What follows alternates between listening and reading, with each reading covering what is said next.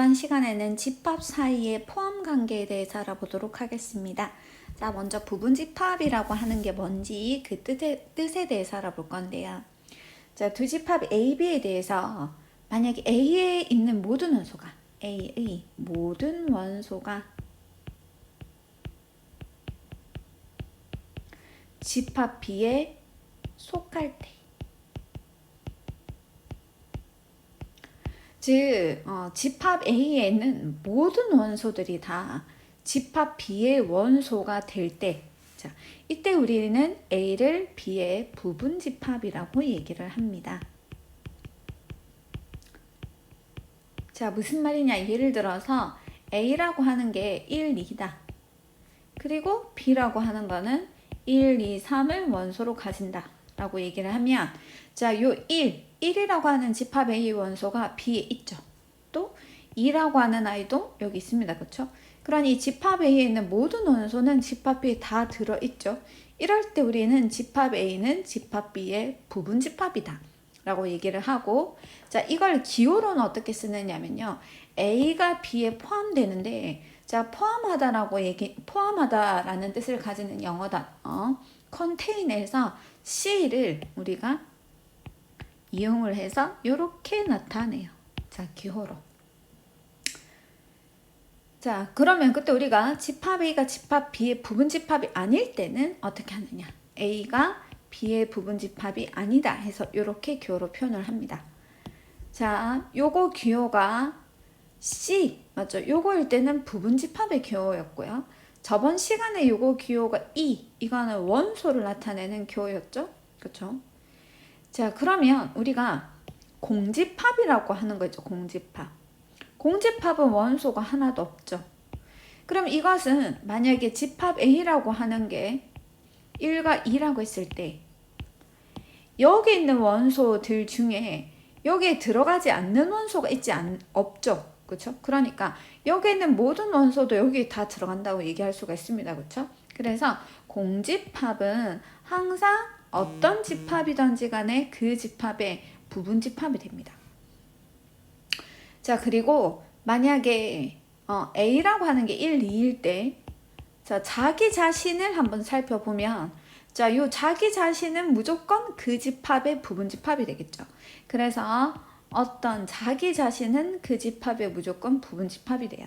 그래서 공집합과 자기 자신은 어떤 집합이든지 간에 무조건 부분 집합이 됩니다.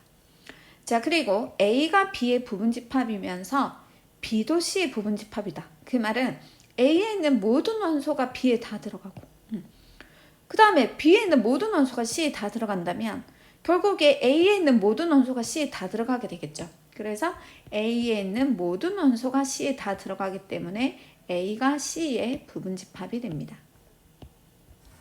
이렇게.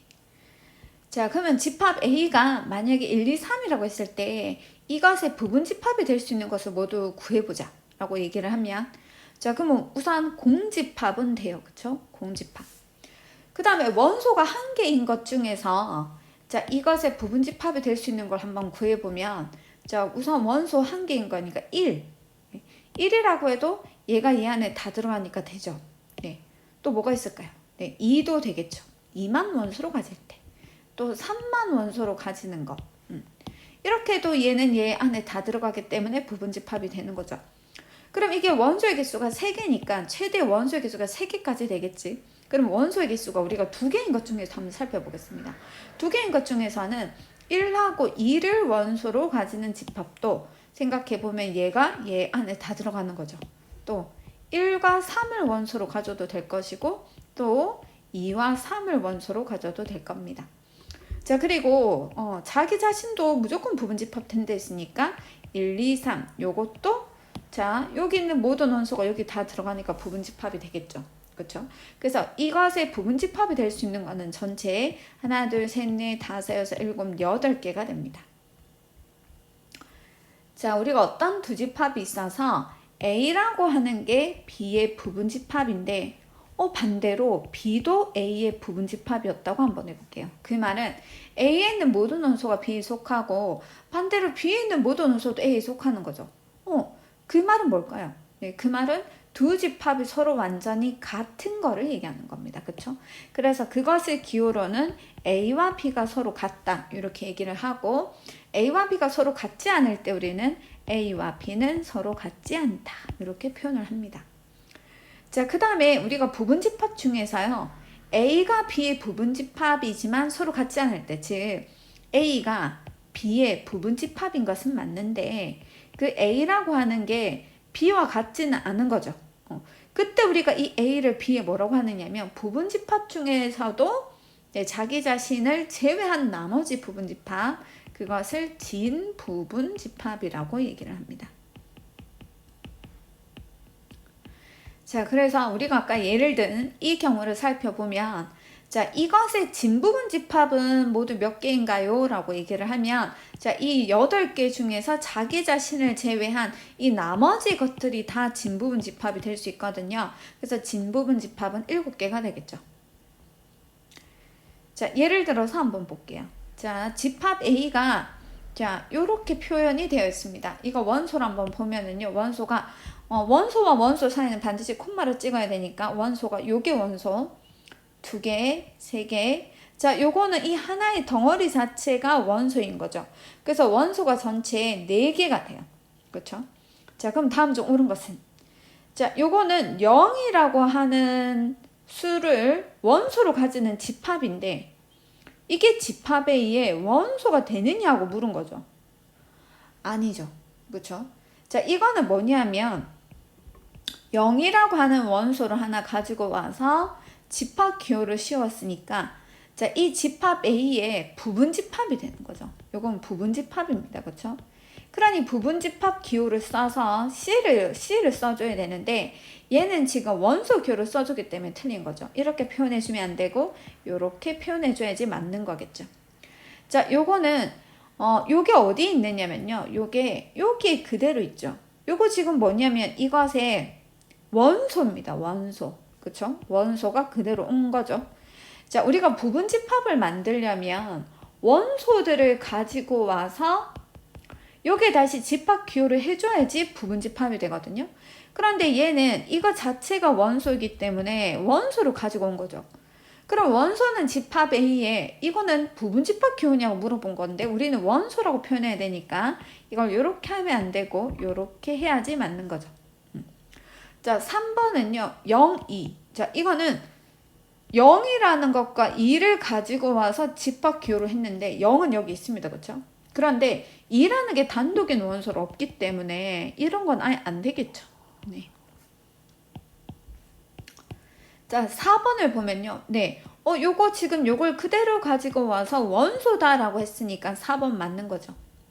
자, 5번은 공집합이 집합에 의해 이거는 원소가 아니다.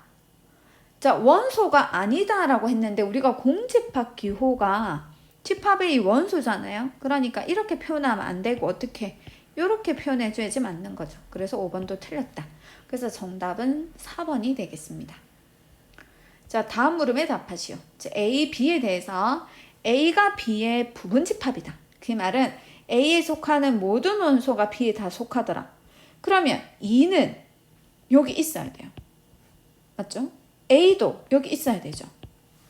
그런데 여기에서 2라고 하는 게, 자, 집합 B는 원소가 하나, 둘, 세 개인데 여기 한 개 1이기 때문에 이것 또는 이게 2가 되겠죠. 그러니까 가능성이 2개가 돼요. 첫 번째 A-4가 2인 경우, 두 번째는 12-A가 2인 경우.